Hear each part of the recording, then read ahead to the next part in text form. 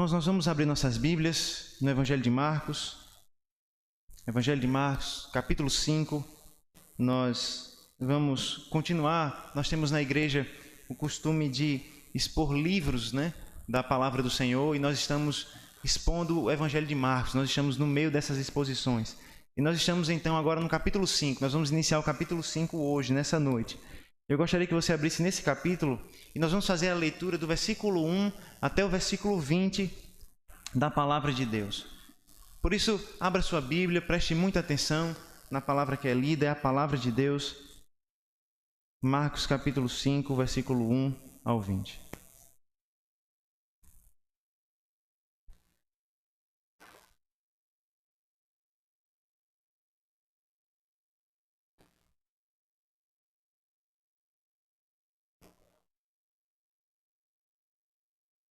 Marcos capítulo 1, versículos de 1 a 20, assim diz a palavra do nosso Deus. Ouça com fé, ela diz assim: Entrementes chegaram a outra margem do mar, a terras dos Gerazenos. Ao desembarcar, logo veio dos sepulcros ao seu encontro um homem possesso de espírito imundo, o qual vivia nos sepulcros e nem mesmo com cadeias alguém podia prendê-lo. Porque tendo sido muitas vezes preso com grilhões e cadeias, as cadeias foram quebradas por ele e os grilhões despedaçados, e ninguém podia subjugá-lo. Andava sempre de noite e de dia, clamando por entre os sepulcros e pelos montes, ferindo-se com pedras. Quando de longe viu Jesus, correu e o adorou, exclamando com alta voz: Que tenho eu contigo, Jesus, Filho do Deus Altíssimo?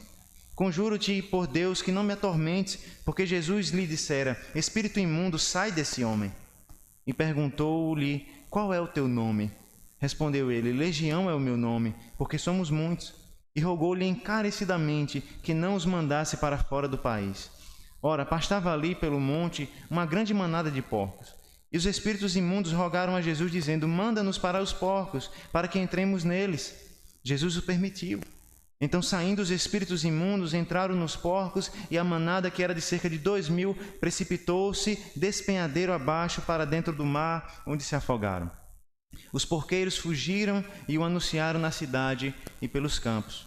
Então saiu o povo para ver o que sucedera. Indo ter com Jesus, viram o endemoniado, o que tivera legião, sentado, vestido, em perfeito juízo, e temeram. Os que haviam presenciado os fatos contaram-lhes o que acontecera ao endemoniado e acerca dos porcos, e entraram a rogar-lhe que se retirasse da terra deles. Ao entrar Jesus no barco, suplicava-lhe o que fora endemoniado que o deixasse estar com ele. Jesus, porém, não lhe permitiu, mas ordenou: Vai para a tua casa, para os teus, anuncia-lhes tudo o que o Senhor te fez e como teve compaixão de ti. Então ele foi e começou a proclamar em Decápolis tudo o que Jesus lhe fizera, e todos se admiravam.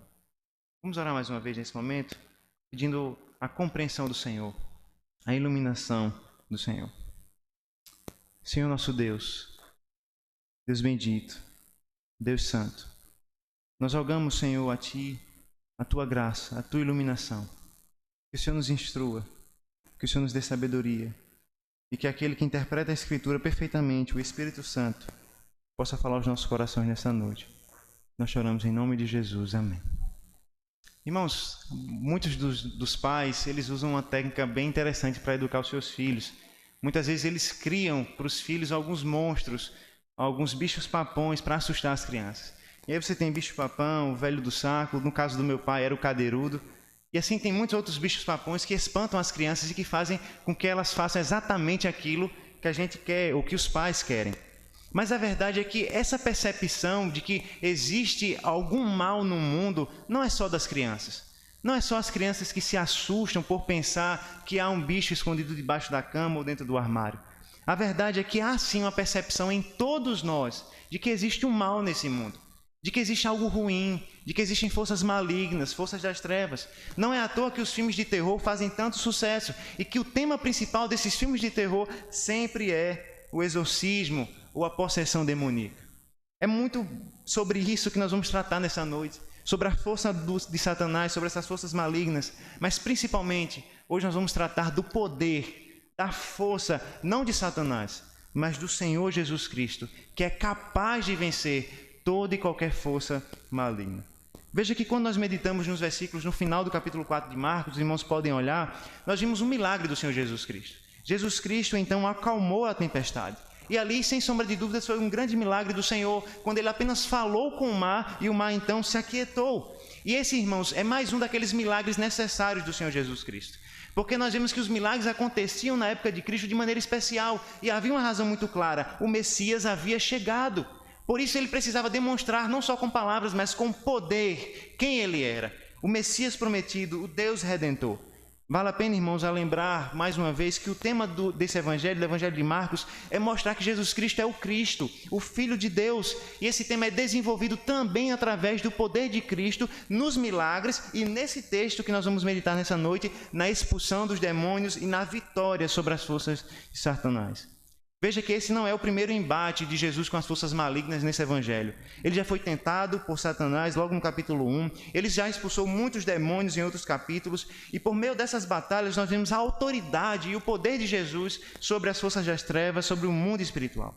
O desempenhar então dessa autoridade faz parte da sua missão, do seu ministério. Ele veio para isso. Ele veio para vencer o maligno. Ele veio para vencer as forças de Satanás. Essa é a sua missão.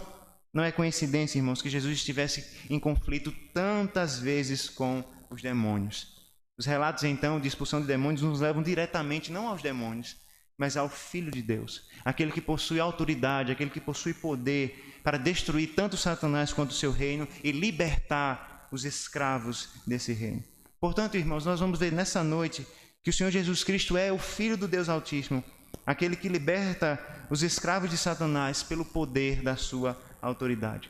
Repetindo, nós vamos ver que Jesus é o Filho do Deus Altíssimo, aquele que liberta os escravos de Satanás pelo poder da sua autoridade. Nós vamos ver isso em 3 momentos. No primeiro momento, nós vamos observar como é terrível ser escravo do diabo.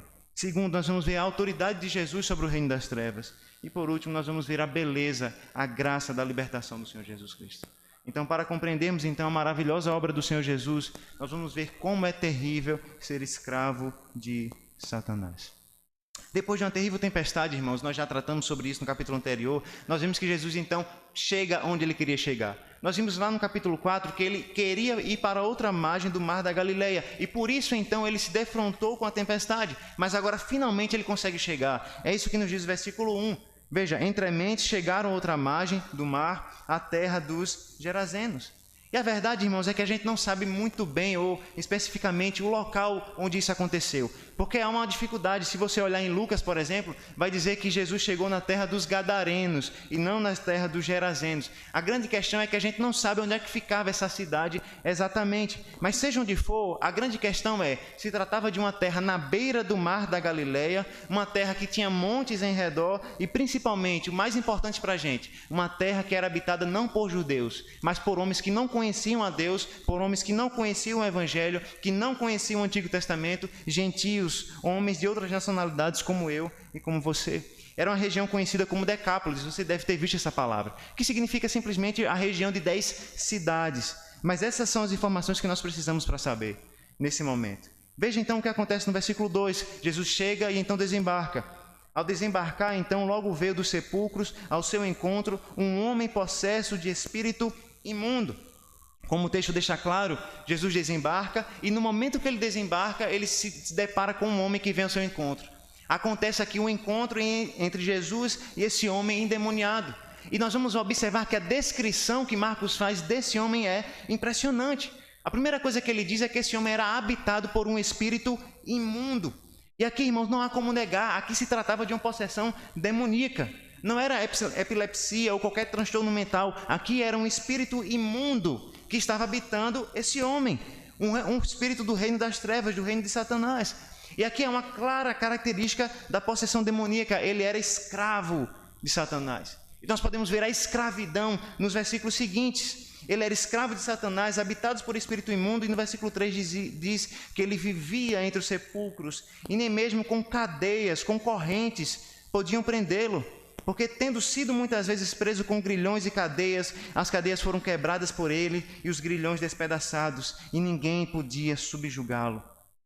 Olhe que as descrições aqui detalhadas nos mostram o poder daquele demônio, daquele homem que estava habitado pelos demônios, e como ele era escravo, como ele não tinha vontade própria. Ele era tão poderoso que nem mesmo as correntes podiam conter a sua força. E Marcos narra, irmão, com muito mais detalhes. Tanto Lucas quanto Mateus contam essa história. Mas Marcos narra de maneira muito mais detalhada, é até uma exceção. Geralmente Marcos fala menos, mas nesse caso Marcos fala mais. Ele dá mais detalhes, e ele diz que ninguém podia subjugá-lo. Essa palavra subjugá-lo poderia ser traduzida como domá-lo. É como se Marcos estivesse dizendo, olha, ele se comportava como um animal selvagem. Um animal tão selvagem que ninguém conseguia contê-lo, ninguém conseguia domá-lo, dominá-lo. Por causa do domínio dos demônios, aquele homem se comportava com a ferocidade de um animal. E a escravidão de Satanás leva aquele homem a se comportar como um animal e a um degradante estado. Veja a situação desse homem no versículo 5. Ele andava de noite e de dia, clamando, gritando por entre os sepulcros e pelos montes, ferindo-se com pedras. Veja o estado da alma daquele homem, veja o estado do corpo daquele homem. Ele vivia na mais terrível escravidão. Ele estava debaixo de Satanás, dos demônios, ele andava pelos montes, a sua morada era no cemitério, era no meio dos túmulos, dos sepulcros. Ali ele vivia, ali ele habitava. Ele clamava, gritava de dia e de noite. Ele até mesmo se cortava com pedras, provavelmente tentando tirar a sua própria vida. É uma figura assustadora. Ver a condição miserável daquele homem certamente nos provoca profundo impacto. Marcos ainda nos diz que ele tentava suicídio constantemente. Nas palavras de James Edwards, ele disse: Jesus acabou de acalmar uma violenta tempestade no mar.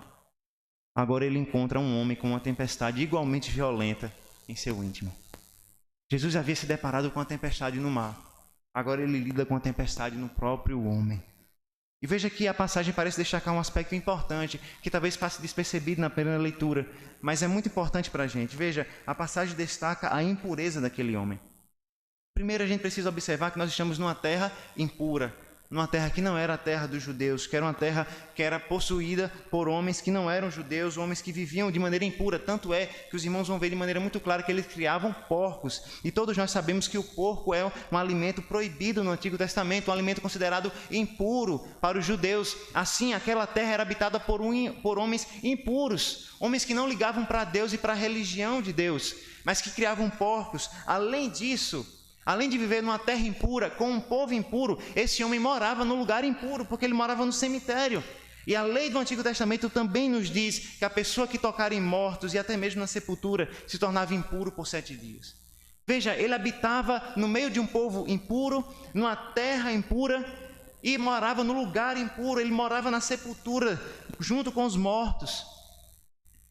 Esse homem então era impuro, além de escravo de Satanás. Estamos diante de alguém que tem a sua morada em sepulcros impuros, que possui a sua vida completamente dominada pela impureza.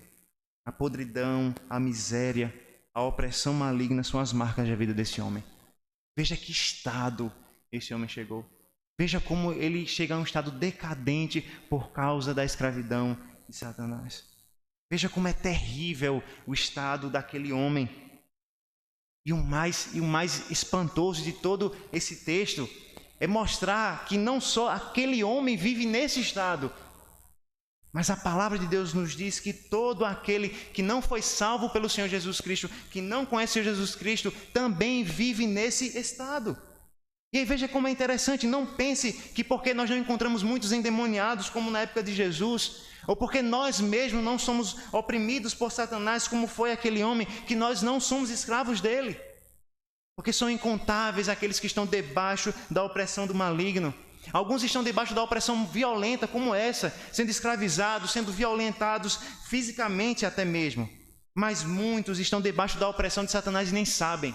Muitos são escravos do diabo e nem sabem que são. Muitos são dominados pelo pecado, pelos seus desejos, pelos seus impulsos e nem sabem disso. Muitos vivem a vida que Satanás quer e nem sabem disso. Muitos são escravos do diabo e pensam que são as pessoas mais livres do mundo. Como nos diz o apóstolo João, aquele que pratica o pecado procede do diabo, porque o diabo vive pecando desde o princípio. Aquele que vive pecando, ele procede de Satanás, é escravo de Satanás. Aquele que não segue o Senhor Jesus Cristo por fé, aquele que não creu no Senhor Jesus, nos seus mandamentos, por mais que não se comporte como esse homem, é um escravo de Satanás, porque é escravo dos seus desejos. Muitas vezes nós acreditamos, irmãos, que só homens descritos como esse aqui são escravos de Satanás. Muitas vezes nós só acreditamos que são escravos de Satanás aqueles que têm sua vida arruinada, família arruinada, vida financeira arruinada, vivem na rua, vivem embriagados, vivem seus vícios. Mas a palavra de Deus nos diz que todo aquele que não possui o Senhor Jesus Cristo por fé em seu coração é escravo do diabo. Como bem afirma Paul Walsh, ele disse: embora poucos homens considerem a si mesmos como seguidores do diabo, as Escrituras testificam que todos nascem sob o seu domínio, todos nascem debaixo da sua escravidão para fazerem a sua vontade. João diz isso, o apóstolo João: sabemos que somos de Deus e que o mundo inteiro jaz no maligno. Aqueles que não estão debaixo de Cristo estão debaixo de Satanás. Aqueles que não nasceram de novo em Jesus Cristo ainda continuam filhos de Satanás, escravos de Satanás. Por isso que ele é chamado de Deus deste século, príncipe da potestade do ar, príncipe deste mundo, porque ele domina o coração dos homens. E a malícia toda está no simples fato que esses homens não percebem isso. Ele exerce real e verdadeiro domínio sobre os homens que não estão em Jesus Cristo. E todos que já provaram do seu domínio, todos nós podemos dizer: o seu reinado é cruel, é tirânico, é opressor, por mais que talvez seja velado e escondido. Aquele homem era escravo de Satanás, mas aquele homem também era impuro. E mais uma vez nós somos chamados para refletir a respeito não só da impureza daquele homem, mas também da nossa impureza. Porque todos nós carregamos a culpa do pecado. Não pense que só esse homem é impuro, mas nós também, por natureza, somos impuros. E mais impressionante, por mais impressionante que isso seja, a Bíblia nos diz que todos nós nascemos debaixo do pecado, com o pecado em nosso coração. Por isso que a gente faz tantas coisas ruins e nem sequer quer fazer essas coisas. Por isso que nós somos dominados por desejo e tomamos atitudes e depois pensamos no prejuízo. Todo homem nasce debaixo da corrupção do pecado. Todo ser humano está impuro. Todo ser humano está contaminado pelo pecado no mais profundo da sua natureza, até que ele vá até Jesus Cristo. É uma contaminação profunda, uma impureza verdadeira. Nós não apenas tocamos a sepultura como fazia aquele homem, mas a Bíblia nos diz que nós estamos mortos em nossos delitos e pecados. Ou seja, você não simplesmente tocou no túmulo, você é um morto. Até que Jesus Cristo transforme o seu coração. Não há maior impureza que essa. A situação, o estado daquele homem nos fazem perceber o poder da escravidão do pecado, o poder de Satanás, o poder do pecado. E onde nós podemos chegar se não for a graça e a libertação do Senhor. Mas o texto não é para nos dar uma notícia ruim apenas. A notícia ruim é a primeira. Mas existe uma notícia maravilhosa que o texto começa a nos dar a partir do versículo 6. Porque nós vamos ver a autoridade do Senhor Jesus Cristo sobre o reino das trevas. Se no primeiro momento nós então vimos o poder de Satanás, o seu poder de oprimir o homem, agora nós vamos ver o poder de Cristo. Veja o versículo 6. Quando de longe viu Jesus, correu e prostrou-se diante dele, exclamando com alta voz: que tenho eu contigo, Jesus, Filho do Deus Altíssimo? Rogo-te por Deus que não me atormentes, porque Jesus lhe dissera: espírito imundo, sai desse homem. O poder de Satanás foi deixado claro aqui, mas agora o poder de Cristo vai ser esclarecido aqui. Veja que ao ver de longe Jesus Cristo, aquele homem corre e se prostra em direção àquele homem. E talvez aqui a melhor tradução não fosse adorar, mas sim se prostrar. Porque a verdade é que o demônio não adorou Jesus Cristo com um coração sincero. Muito pelo contrário, as suas próprias palavras nos mostram isso. Ele diz: o que tenho eu contigo? Como é que alguém adora Jesus dizendo: o que tenho eu contigo? Claramente o demônio está dizendo: olha, eu não tenho comunhão nenhuma com você. Eu não tenho associação nenhuma com você. Eu vivo em um reino das trevas e você vive em outro reino, inimigo. Mas o que acontece aqui se não é adoração? O que acontece aqui é reverência, é se prostrar diante do Senhor. É aquilo que a palavra de Deus nos diz tão claramente, que todo joelho se dobra diante do Senhor. É isso que aconteceu. Por mais que aquele demônio fosse poderoso para escravizar um homem e quebrar as correntes, diante de Cristo ele se ajoelhou e se prostrou diante dele. Diante da autoridade de Jesus, os demônios se prostram. Eles devem reverência ao Senhor, eles sabem que estão diante de Deus, eles sabem que estão diante do Filho do Altíssimo e eles não podem ficar de pé. Parafraseando as palavras de Matthew Henry, aquele que corria contra os outros com ira, agora corre para Jesus com reverência. Aquilo que não foi feito pelas correntes e pelos grilhões foi feito pela mão de Jesus Cristo. O homem que nem mesmo as correntes segurava, o homem que até mesmo os homens não podiam domá-lo, agora se prostra diante do Senhor, sem Jesus Cristo ter dito uma única palavra. Jesus Cristo não falou nada, Jesus Cristo não fez nada, Jesus Cristo não lançou nenhum encantamento. Jesus Cristo apenas ficou parado. E aquele demônio se ajoelha diante dele, se prostra diante dele em reconhecimento do seu poder. Porque ele se prostra diante de Deus, porque ele se prostra diante do Senhor. E as suas palavras mostram a autoridade do Senhor Jesus Cristo, porque ele diz: que tenho eu contigo, Filho do Deus Altíssimo, eu rogo que você não me atormente. Depois de dizer claramente que ele não tem nenhuma associação com o Senhor Jesus Cristo, ele pede, ele implora ao Senhor.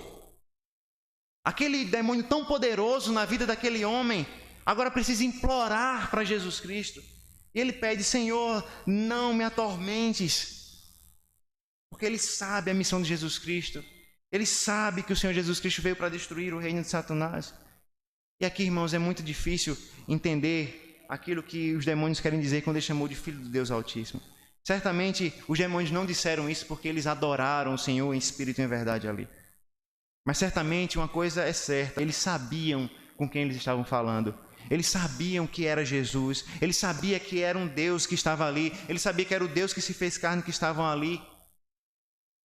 Alguns autores vão até dizer que era possível que eles usassem o título de Jesus Cristo tentando ter algum domínio, algum poder sobre o Senhor. Mas se esse for o caso, eles não obtiveram sucesso, estiveram longe disso.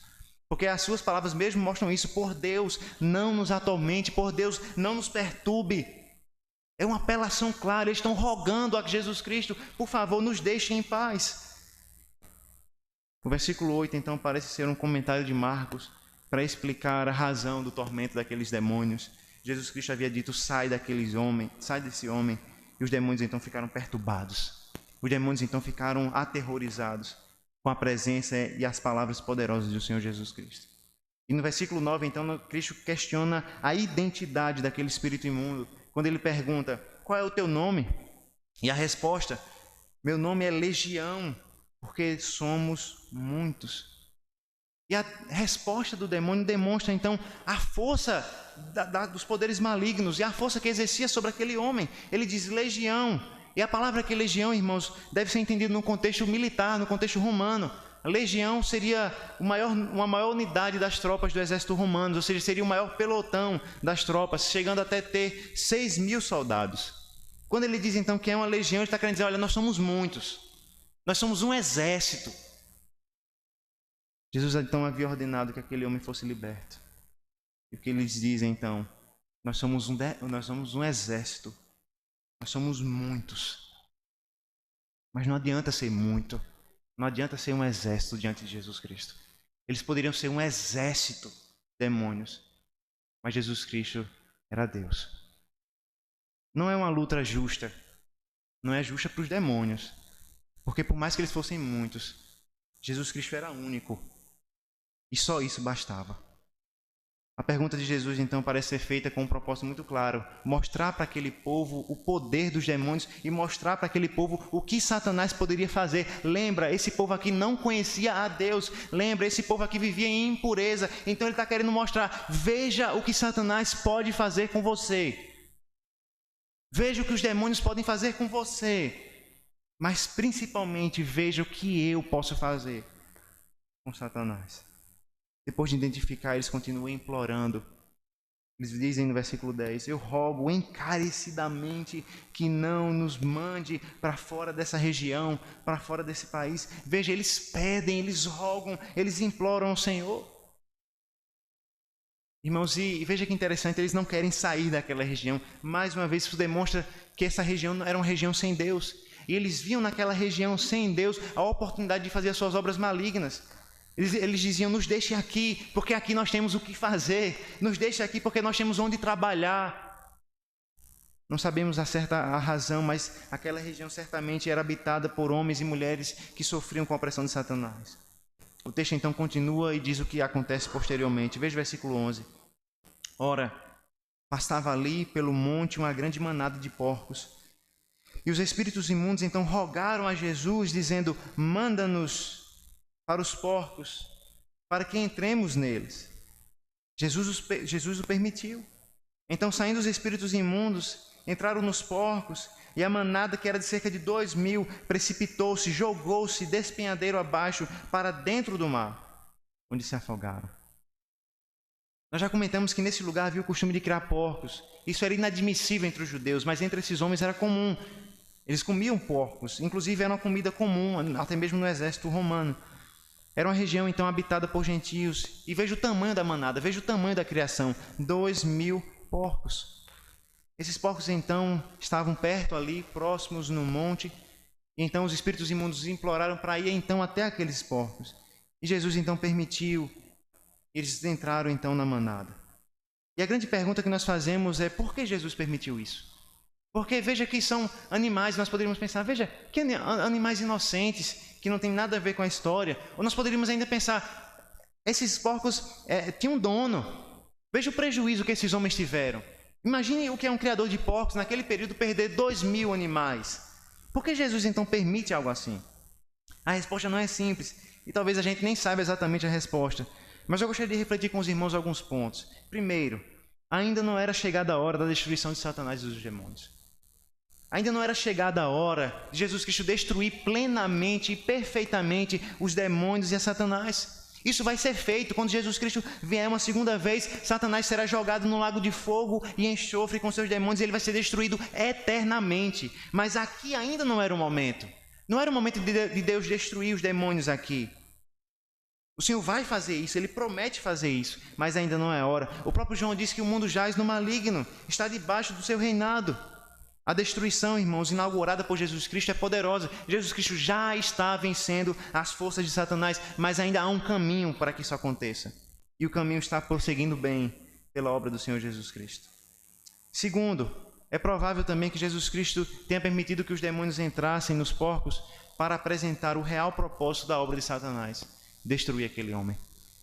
Eu gosto muito daquilo que o Daniel que ele vai dizer que os demônios então queriam tirar a vida daquele homem. A gente vê isso no começo do texto, quando nos diz que ele se machucava, ele se feria, ele se cortava com pedras.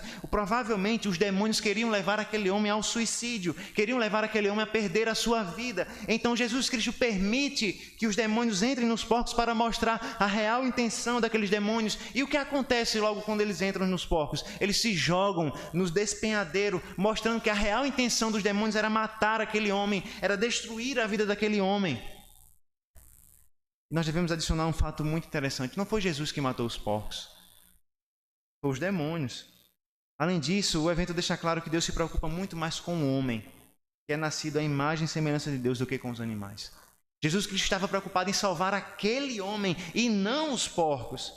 E em tudo isso, irmãos, nós vemos a salvação do Senhor e a vitória do Senhor Jesus Cristo. Porque a obra do Senhor Jesus Cristo é vencer o reino de Satanás. E por mais que aquele homem quisesse ser destruído, que Satanás quisesse destruir esse homem, ele não poderia fazer. Porque somente o Senhor Jesus Cristo pode salvar o homem. E o Senhor Jesus Cristo salvou aquele homem. E os porcos então se jogaram no despenhadeiro. E aqui veja como é interessante, o Senhor Jesus Cristo, como ele já disse em outro momento, está amarrando o valente e saqueando o seu reino. Satanás tem um reino e Jesus Cristo está entrando na casa de Satanás e tirando aquilo que é dele. Nós somos a prova disso. Nós vivimos no reino de Satanás, nós vivimos no reino das trevas. E o Senhor Jesus Cristo entrou nesse reino e nos resgatou de lá. E veja o poder de Cristo ao fazer isso, porque Jesus Cristo não usa técnicas de exorcismos, livro, artimanhas, mas ele só usa autoridade. Ele fala e o Espírito obedece, ele permite e os Espíritos então vão até os porcos. O Senhor usa a sua autoridade. Ele fala com o mar obedece. Ele diz: levanta e anda, e o coxo levanta e anda. Ele diz: estão perdoados os seus pecados, e os pecados são perdoados. Ele diz aos demônios: sai. E eles saem, porque todo o domínio está sobre o Senhor Jesus Cristo. E ele veio para vencer, e ele vence o reino de Satanás. E isso nos ajuda a compreender como é maravilhosa a obra da redenção do Senhor Jesus Cristo. Nós vamos começar a ver isso mais detalhadamente. Nós estamos vendo a sua autoridade, mas agora veja a consequência dessa autoridade. Veja a beleza da libertação do Senhor. Porque as ações do Senhor agora vão repercutir de imediato. A fama do Senhor Jesus Cristo vai ser levada a muitos agora, nesse instante. E as reações começam a partir do versículo 14. Veja. Os porqueiros fugiram e o anunciaram na cidade, pelos campos. Então saiu o povo para ver o que sucedera. Indo ter com Jesus, então viram o endemoniado, o que tivera legião, assentado, vestido, em perfeito juízo, e temeram. Veja que não demora muito, a informação se espalha. Os porqueiros, com medo, certamente, vão espalhando notícia. Imagina que você é empregado, responsável por 2.000 porcos, de repente os porcos se jogam no despenhadeiro e você não tem o que fazer. Então você corre rapidamente para dizer, olha, não fui eu, não é culpa minha, foi culpa daquele homem, de Jesus de Nazaré. Então eles saem espalhando notícia, vão procurar os seus empregadores para dizer, olha, a gente não tem culpa do que aconteceu. Foi aquele homem que veio lá da Galileia que veio fazer isso com esses animais. Então o endemoniado é visto por muitos. Porque muitos chegam ali e têm uma grande surpresa, porque vê aquele homem, aquele mesmo homem que nós vimos, que se cortava, que se machucava, que se feria, que vivia no cemitério, que clamava de dia e de noite, que não podia ser contido por nenhum homem, agora estava sentado, vestido e, o melhor de tudo, em perfeito juízo são. Esse era aquele homem que estava no estado miserável. Agora ele está curado. Veja que libertação é essa, que poder é esse, que autoridade tremenda é essa que é capaz de transformar de tal forma a vida de um homem, de fazer com que em instantes o homem que estava louco na sua possessão agora estivesse são, curado, purificado dos seus pecados. Poder, que autoridade pode fazer isso com um homem? E as respostas para essas perguntas só podem ser encontradas em Jesus Cristo. Ele é o único que tem autoridade, poder, para libertar o homem da escravidão de Satanás e transformá-lo completamente. Somente Ele pode salvar o perdido, somente Ele pode libertar o escravo, somente Ele pode resgatar o oprimido de Satanás, somente Ele pode redimir o pecador. E nós poderíamos então repetir algumas mudanças, com algumas mudanças, a pergunta que é feita no capítulo 4, do versículo 41, quem é este que até mesmo os poderes das trevas lhe obedecem?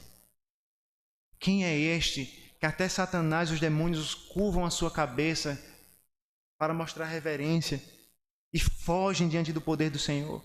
Esse é o Filho de Deus, esse é o Filho do Deus Altíssimo, esse é Jesus Cristo que se fez carne, que viveu entre nós e que morreu entre nós por causa dos nossos pecados.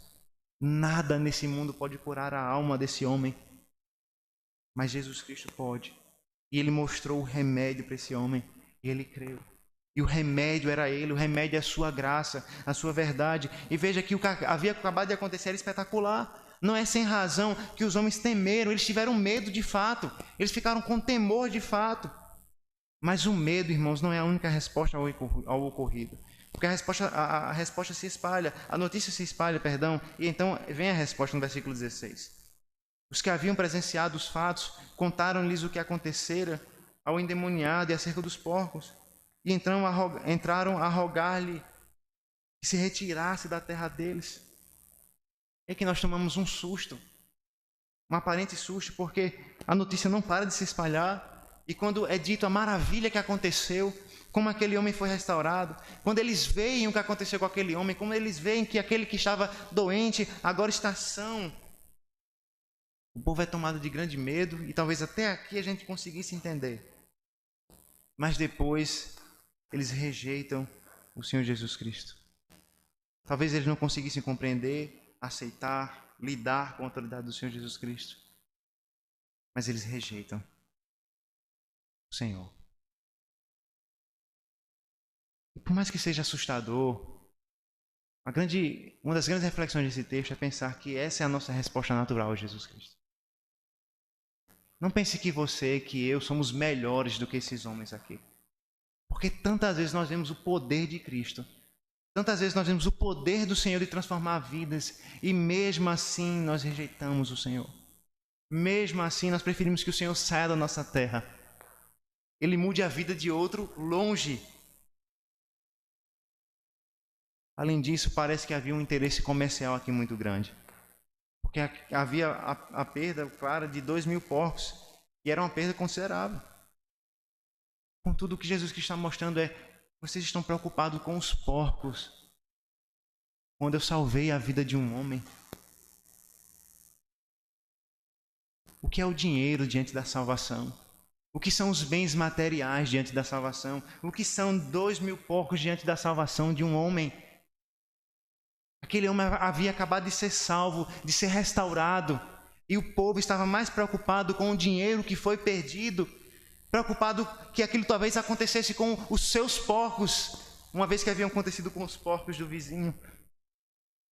Pensando que eles poderiam ter prejuízo na vida deles, uma vez que eles tiveram prejuízo, viram o prejuízo na vida do vizinho. Mas como é impressionante a dureza do coração do homem. A resposta natural do coração do homem, irmãos, nos assusta. Diante da maravilhosa libertação daquele homem, diante do milagre que havia acontecido, a rejeição de Jesus foi o que dominou, de maneira que eles pediram que Jesus saísse de lá, sem louvá-lo, sem engrandecê-lo. O povo quis expulsar. É acreditar, irmãos, numa mentira quando nós pensamos que os homens vão crer quando virem o poder de Deus. Muitas vezes a gente pensa nisso. A gente pensa que os homens não creram porque não viram o poder de Deus, não viram um milagre, não viram uma grande coisa. Mentira! Esses homens viram e não creram. Porque ver o poder de Deus não basta para crer no Senhor. Eles viram o poder de Deus, eles viram a salvação do Senhor e não creram, rejeitaram. O que nos mostra o que de fato salva o homem, o que nos mostra aquilo que de fato restaura a vida do homem, se encontra no versículo 18 a 20. Veja, ao entrar Jesus no barco, suplicava-lhe o que fora endemoniado que o deixasse estar com ele. Jesus, porém, não permitiu, mas ordenou: vai para a tua casa, para os teus, anuncia-lhes tudo que o Senhor te fez e como teve compaixão de ti. Então ele foi e começou a proclamar em Decápolis tudo o que Jesus lhe fizera, e todos se admiravam. Nós vimos a resposta de uma multidão que não foi transformada pelo Senhor. Viu a transformação, mas não foi transformada. Mas agora nós estamos diante de alguém que não viu a transformação. Nós estamos diante de alguém que foi transformado, e a resposta é totalmente diferente. Porque aquele que foi transformado respondeu o milagre do Senhor, suplicando para estar com ele. Veja os paralelos, os perfeitos paralelos. Aqueles que viram a transformação dizem: nós queremos que o Senhor esteja longe, saia de perto da gente. E aquele que foi transformado diz: eu quero estar com o Senhor. Isso nos mostra, irmão, tão claramente que se o Senhor Jesus Cristo não nos mudar, se o Senhor Jesus Cristo não nos transformar, nós não seremos transformados. A gente pode ver milagres, a gente pode ver expulsão de demônios, a gente pode ver o mar se abrir diante dos nossos olhos e nós vamos terminar como o povo de Israel, murmurando contra Deus. Porque somente se Cristo transformar é que nós poderemos ter uma nova vida e rogar: Senhor, nós queremos estar contigo. Perceba, não se trata de nós, se trata de Cristo. Não se trata do nosso poder, se trata do poder de Cristo.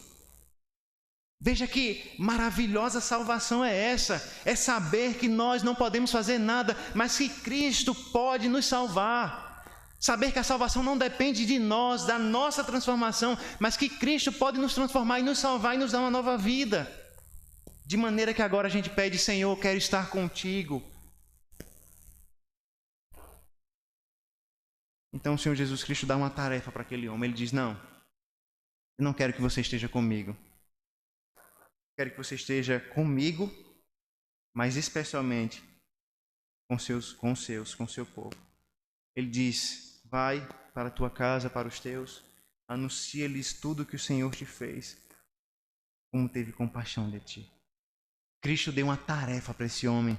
E que tarefa maravilhosa, falar de Jesus, falar aquilo que Jesus Cristo havia feito na sua vida, falar aquilo que Jesus havia feito na sua história, falar da sua libertação, do seu poder, da sua graça, do seu amor. E essa foi a tarefa tão dada pelo Senhor naquele dia, àquele endemoniado, e também dada a nós. Veja, uma tarefa tão simples. Jesus Cristo diz, olha, volte para os seus, volte para a sua família, volte para os seus amigos, volte para a sua terra e diga a eles o que aconteceu com você. Diga como você vivia e como você vive agora. Diga quem você era e diga o que você é agora. Diga como você estava morto e agora como você vive. Diga como você estava doente, escravo e como você foi liberto agora. Que tarefa maravilhosa. Mas que impressionante. Que tarefa tão negligenciada por nós.